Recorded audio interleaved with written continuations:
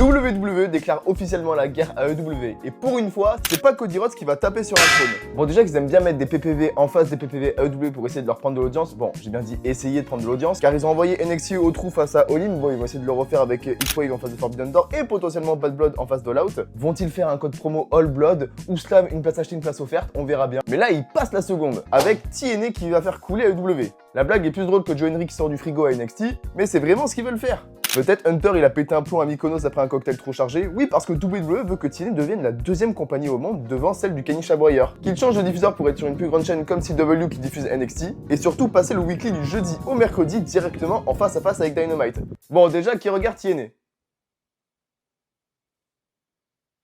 Non, c'est vraiment une première question très importante. Moi, j'ai regardé Slammiversary sur notre chaîne Violette, c'était infâme, mais qu'est-ce qu'on a rigolé, c'était mon live préféré. Et on leur donne une seconde chance, là, à 13h, on va react à Émergence avec Kevin. Déjà, WWE, ils écrasent TNA, tous les titres sont NXT, et de toute façon, depuis que Joe le Rigolo s'est fait squash par Orton à Mania, alors qu'il était le champion de ta compagnie, comment tu veux les prendre au sérieux? En plus de leur infâme booking. Hein. Déjà, NXT en 2019, ils avaient galéré en face de Dynamite, c'était avec les séries qu'ils avaient réussi à prendre le lead, mais c'était vraiment 50-50, et même des fois, AEW était devant. Déjà, à l'heure actuelle, AEW fait des meilleures audiences que NXT au State, vu qu'on ne connaît pas les audiences de max pour AEW, alors pourquoi envoyer TNA en face de AEW? Enfin, sans être méchant, je pense que 80% des fans de WWE ne regardent pas TNA et déjà NXT, mais de l'autre côté, je pense que 80% des fans AEW ne regardent pas TNA. Par contre, je suis sûr qu'il y a des fans TNA qui regardent AEW, parce que bon, si t'es fan de catch et que tu regardes que TNA, bon, je me pose des questions. Alors, je comprends pas ce move de WWE, à part s'ils veulent mettre des gros stars WWE chez TNA, mais bon, on a déjà vu ce que ça a donné à Slammiversary avec AJ Styles. On a tous cru qu'il allait affronter Slater, au final, rien du tout, il a juste fait coucou. Donc, en aucun moment, je vois TNA prendre le lead sur Dynamite, c'est vraiment les enfoncer tout court.